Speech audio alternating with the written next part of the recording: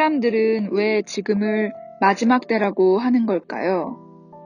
성경 마태복음에서 주님은 무화과 나무의 비유로 마지막 때에 대하여 계시해 주셨습니다. 마태복음 24장 32절에서 34절 말씀. 무화과 나무의 비유를 배우라. 그 가지가 연하여 지고 잎사귀를 내면 여름이 가까운 줄을 아나니 이와 같이 너희도 이 모든 일을 보거든 인자가 가까이 문 앞에 이른 줄 알라. 내가 진실로 너희에게 말하노니 이 세대가 지나기 전에 이 일이 다 이루리라. 1948년 5월 14일 이하르월 5708년에 AD 70년 예루살렘 함락 이후 나라 없이 2000년 동안 흩어져 살던 유대인이 고토로 돌아올 수 있도록 기적적으로 이스라엘이 건국되었습니다. 그로부터 정확히 70년 후인 2018년 5월 14일 미국은 대사관을 예루살렘으로 이전했습니다. 그리고 또한 1967년 6.1 전쟁으로 예루살렘을 탈환한 이스라엘은 정확히 희년인 50년째 2017년에 구두로 예루살렘을 이스라엘의 수도로 천명했던 것입니다. 성경에서 70년의 의미는 역대하 36장 21절 말씀.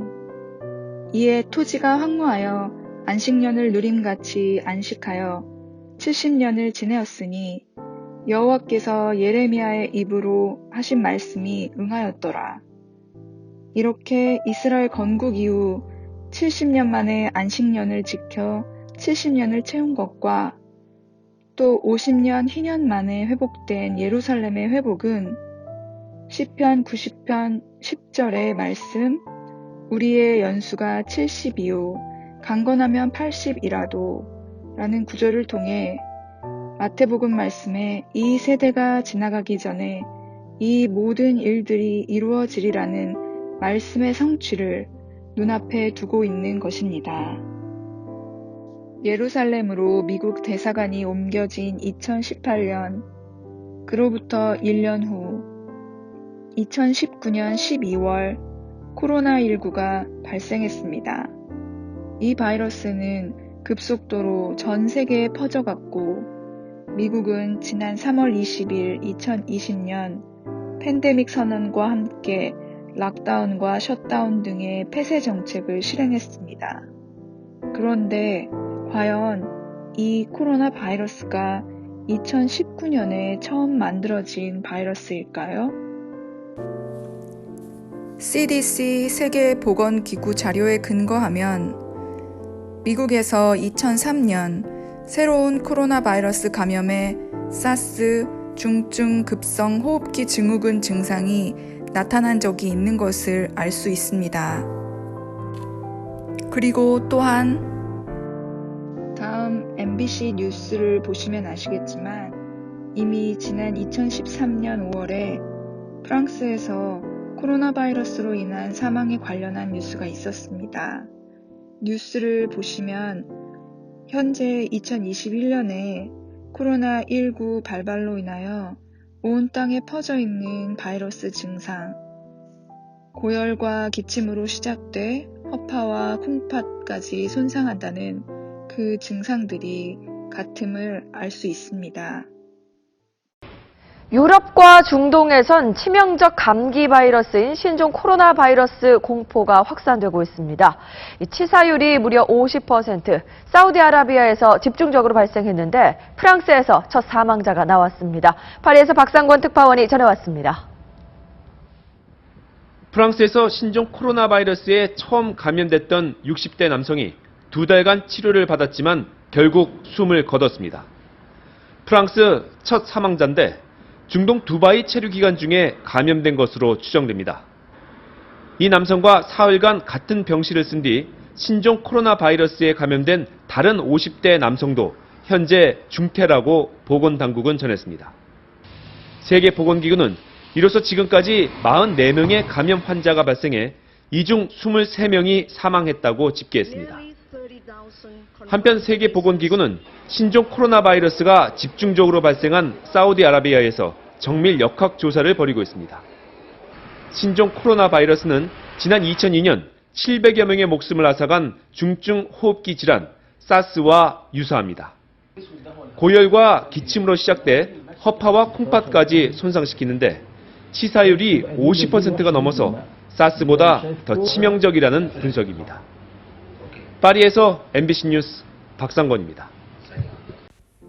코로나 바이러스는 앞서 보신 뉴스에서처럼 또한 위키피디아 사전의 정의에 근거하여 볼 때에 코비드19가 나온 2019년 훨씬 그 이전부터 적어도 기원전 8100년경부터 존재하여 오늘날의 형태까지 진화하여 왔음을 알 수 있습니다. 이렇듯이 코로나 바이러스는 감기와 같이 상기도에 감염을 일으키는 인류와는 이미 오랜 기간 함께 공존해왔던 바이러스이며 코비드19 바이러스도 다른 동물종의 유사 바이러스의 유전적 물질 교환이라는 재조합을 통해 생겨난 바이러스일 뿐이라는 것이 이미 휴먼 소사이어티 인터내셔널지에 실린 로널드 오렌슈타인 닥터에 의해 밝혀진 바 있습니다. 코로나 주사가 상용화되기도 전인 2020년 11월 24일 호주 항공사에서는 하얀신 여권을 확인하는 방안을 검토하였고 2020년 12월 29일 싱가포르 항공사에서도 면역 여권을 도입하려 하였습니다. 또한 이스라엘에서는 이 주사를 맞은 사람들 위주로만 상업시설 등을 이용할 수 있게 하는 녹색 여권을 발급하였습니다. 진정한 사랑은 생명을 나누어 주는 것입니다. 창세기 1장 2절 말씀. 땅은 형체가 없고 공허하며 어두움이 깊음의 표면에 있으며 하나님의 영은 물들의 표면에서 거니시더라. 아멘. 요한일서 5장 6절에서 8절 말씀. 이분은 물과 피로 오신 분, 곧 예수 그리스도시라. 물로만이 아니라 물과 피로니라. 증거하시는 이는 성령이시니 성령은 진리이시기 때문이라. 이는 하늘에서 증거하시는 이가 세 분이시니 아버지와 말씀과 성령이시오. 이 세 분은 하나이시니라.